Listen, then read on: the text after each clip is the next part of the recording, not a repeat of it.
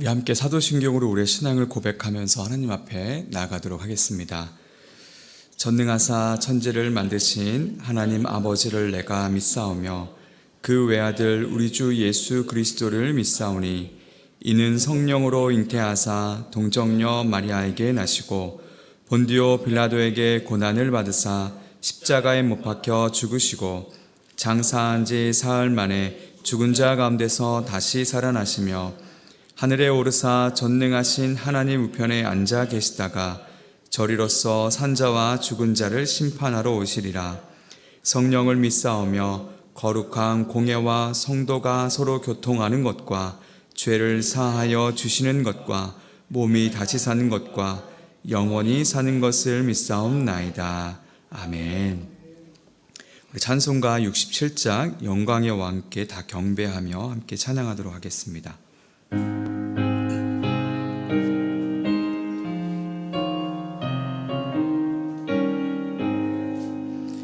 영광의 왕께 다 경배하며 그 크신 사랑 늘 찬송하라.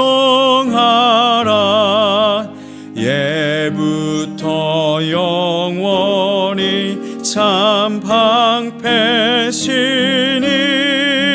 그 영광의 주를 다 찬송하라. 능력과 은혜 다 찬송하라. 그 옷은 햇빛 그 집은 궁창 그늘의 소리로 주노하시고 폭풍의 날개로 달려가신다. 저 아름답고 놀라운 일이 가득한 이 땅 다 주의 조화 그 힘찬 명령에 더 잡히나니 저 푸른 바다는 옷자락이라. 질그릇 같이 연약한 인생 주 의지하여 늘 강건하리. 온 백성 지으신 만왕이시니 그 자비 영원히 변함없어라.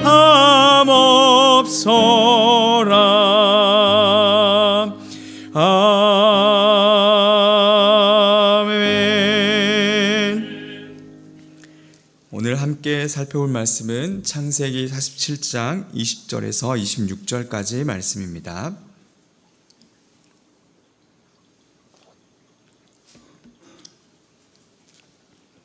우리 함께 하나님의 말씀을 교독해서 받도록 하겠습니다. 제가 먼저 읽습니다. 그러므로 요셉이 애굽의 모든 토지를 다 사서 바로에게 바치니 애굽의 모든 사람들이 기근에 시달려 각기 토지를 팔았음이라. 땅이 바로의 소유가 되니라. 요셉이 애굽 땅 제사장들의 토지는 사지 아니하였으니 제사장들은 바로에게서 녹을 받음이라. 바로가 주는 녹을 먹음으로 그들이 토지를 팔지 않음이었더라. 요셉이 백성에게 이르되 오늘 내가 바로를 위하여 너희 몸과 너희 토지를 샀노라. 여기 종자가 있으니 너희는 그 땅에 뿌리라. 추수의 5분의 1을 바로에게 상납하고 5분의 4는 너희가 가져서 토지의 종자로도 삼고 너희의 양식으로도 삼고 너희 가족과 어린아이의 양식으로도 삼으라. 그들이 이르되 주께서 우리를 살리셨사오니 우리가 주께 은혜를 입고 바로의 종이 되겠나이다. 함께 읽습니다. 요셉이 애굽 토지법을 세우매 그 5분의 1이 바로에게 상납되나 제사장의 토지는 바로의 소유가 되지 아니하여 오늘날까지 이르니라. 아멘. 가나안 땅에 있던 야곱의 식구 70명이 애굽에 도착을 했습니다. 바로는 야곱 일행에게 고센 땅을 내어주면서 그곳에 살아가도록 해주었죠. 이렇게 애굽 땅에 정착한 뒤로 기근이 점점 더 심해졌습니다. 애굽 땅뿐만 아니라 가나안 땅 전체의 기근이 다 퍼져 나갔죠. 사방에 먹을 것이 없었습니다.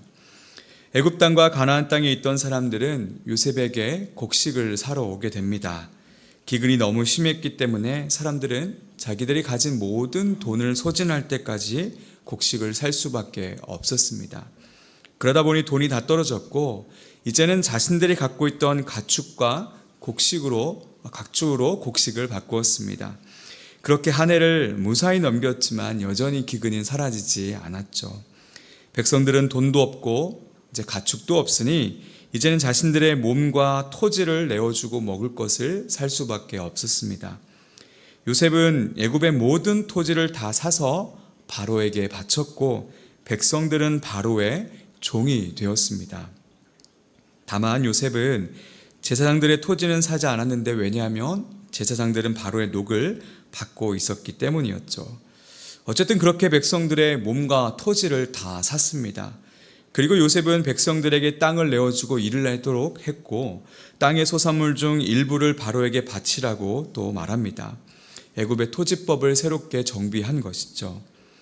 이렇게 오늘 본문은 요셉이 총리로서 어떻게 기근의 때를 이겨냈는지 지내왔는지를 기록하고 있습니다. 본문을 묵상하면서 요셉이 펼쳤던 애굽 토지법에는 어떤 의미가 있는지를 이 시간 함께 나누길 원하고 무엇보다 이러한 정책을 통해서 하나님께서는 어떤 일들을 하셨는지를 살펴보므로 우리 삶에 적용해 보고자 합니다. 먼저 본문을 묵상하면서 과연 요셉이 했던 이 정책, 이 행위는 정의로웠는가? 라는 질문을 던져봅니다.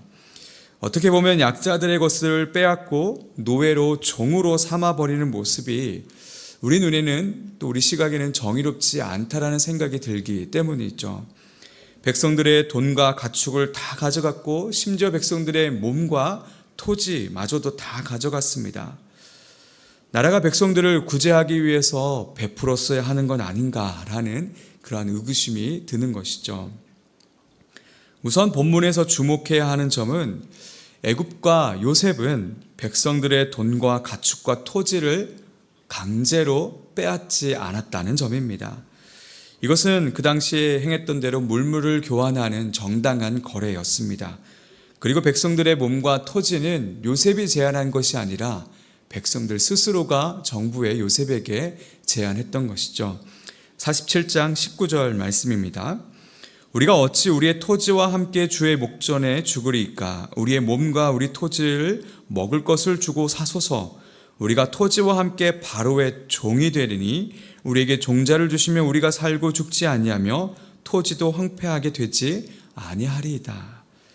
백성들이 자신들의 몸과 토지를 내어 자진해서 노예가 되겠다, 종이 되겠다라고 제안한 것이죠. 그리고 자신들에게 종자를 주면 자신들이 농사를 지을 테니 땅이 황폐하지 않게 될 것이라고 제안한 것입니다. 땅은 심지 않으면 황폐해지고 쓸모가 없는 땅이 되어버리죠. 나라 입장에서는 그것보다 좋은 제안이 없었습니다.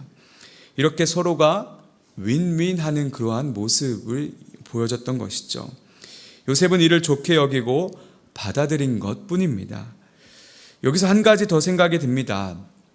나라가 백성들을 살리기 위해서 거래가 아닌 방식으로 복지의 개념으로 베풀었어야 하는 건 아닌가라는 또 생각이 드는 것이죠. 사실 이러한 생각은 오늘날 우리가 살고 있는 지금 현대 나라와 또 정부 입장에서 볼 때 나오는 질문이고 생각입니다. 우리가 본문의 배경이 고대 근동사회라는 점을 관가해서는 안 됩니다. 무작정 나라가 백성들을 살리기 위해서 다 나누어 주었다면 아마도 애굽은 망하고 말았을 것입니다. 무엇보다 애굽은 아직 우리가 잘 알고 있는 중앙 집권적인 왕권이 구축되어 있지 않은 때였습니다.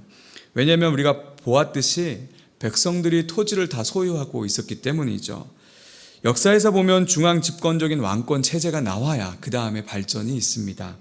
만약 오늘날 생각하고 있는 복지의 개념으로 애굽이 쌓아놓았던 그 모든 곡식들을 그냥 다 풀었다면 애굽의 그 다음은 없었을 것입니다.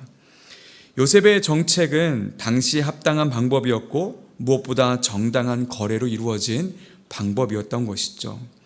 애굽의 그 다음이 없었다면 이스라엘 백성들은 몇백만 명이 되는 그 숫자로 불어날 수도 없었을 것입니다.